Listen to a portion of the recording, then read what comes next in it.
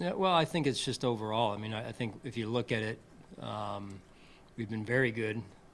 I think 80, 90% of the time, and then we give up a couple explosives, which a little bit inconsistent. Some of that is gap integrity. Some of that is tackling in the hole.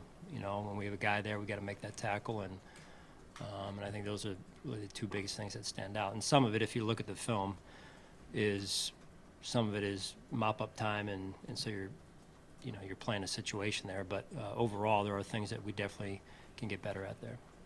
We don't like to have a guy in the room, each position room, that's a leader. We have a veteran team, but how much does Rasul help in that area with a younger group right now without Trey in that?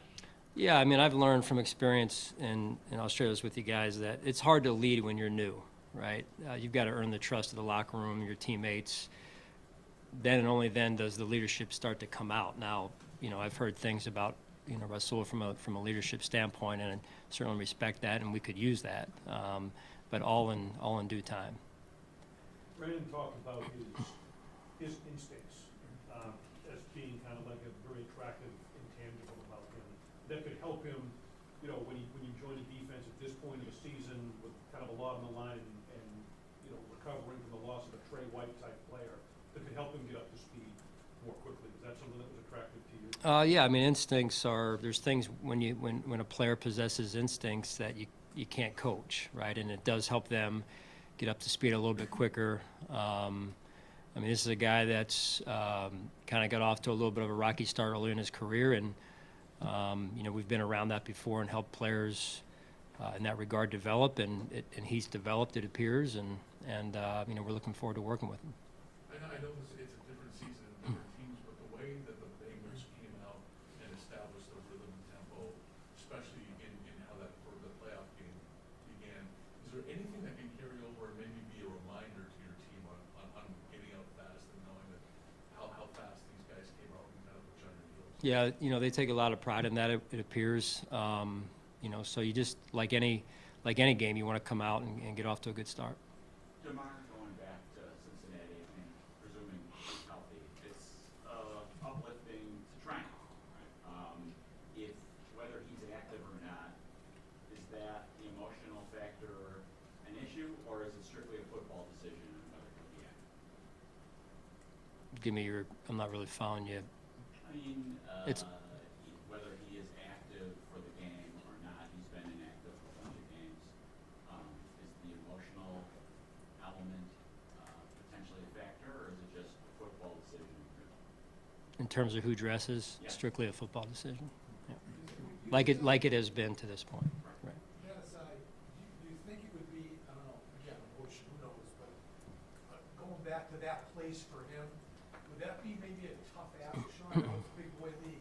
Would that be a tough ask if he has to go back on that field after what had just happened? Yeah, I mean, listen, we acknowledge as a team, right, what unfolded there, and I think we're all, as unfortunate as it was, we're so thankful that DeMar is in a good spot. I think we all learned a lot of valuable lessons from that on the individual level, to be grateful for every day, and then on a team level, and then on a league level, as well as just overall sports.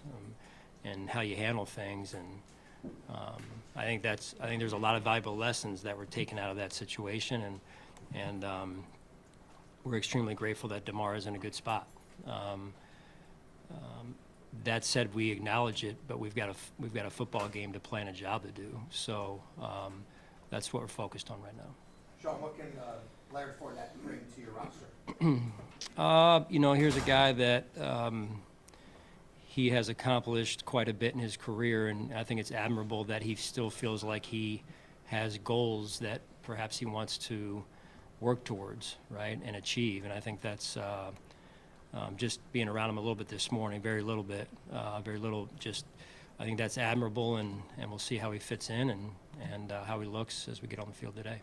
Sean, how much of an opportunity did you have to sort of self-scout and this little bit of a break at the midway point of the season, or did you use that time more to prepare for the Bengals and the upcoming schedule, or kind of look at yourselves more often? Yeah, I think you take any extended period that you have to look at yourself first. I think that's powerful.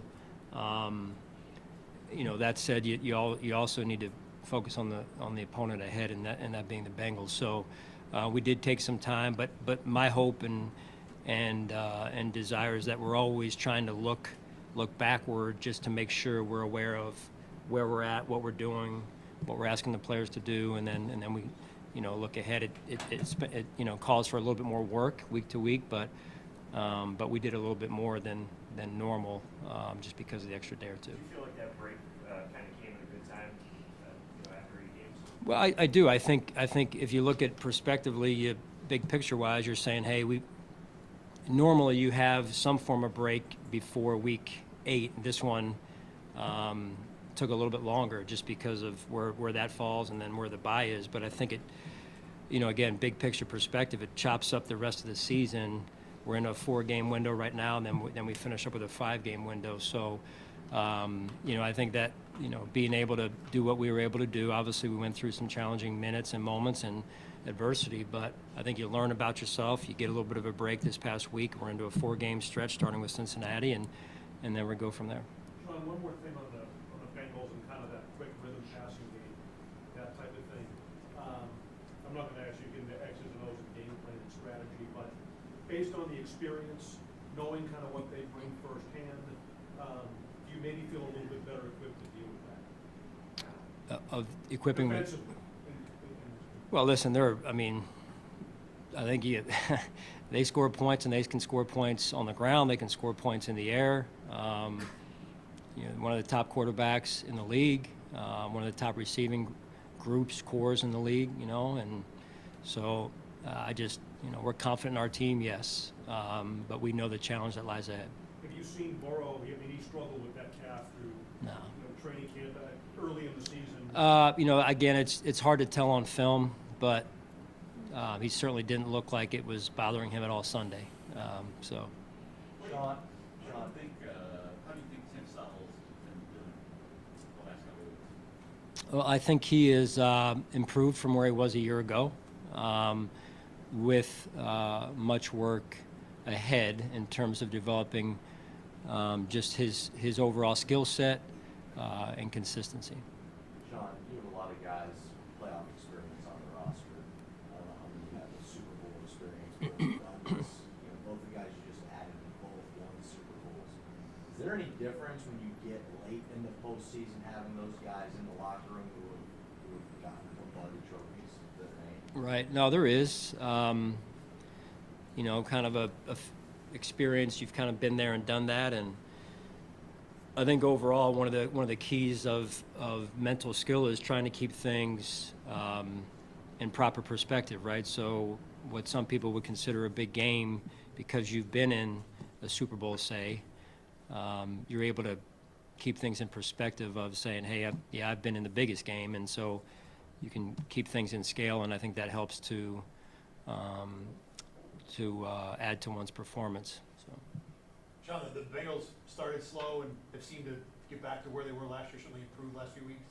As you're watching them on film, do you notice what's different or what's improved with them last few weeks? I don't think that the team we're seeing now is any different than the team we saw last year in terms of how they're playing. They're playing at a very high level on all 3 phases. I mean, they got good players, a heck of a roster. They've got good coaches that are putting them in position, and they're executing. All right, thanks, guys. Sean.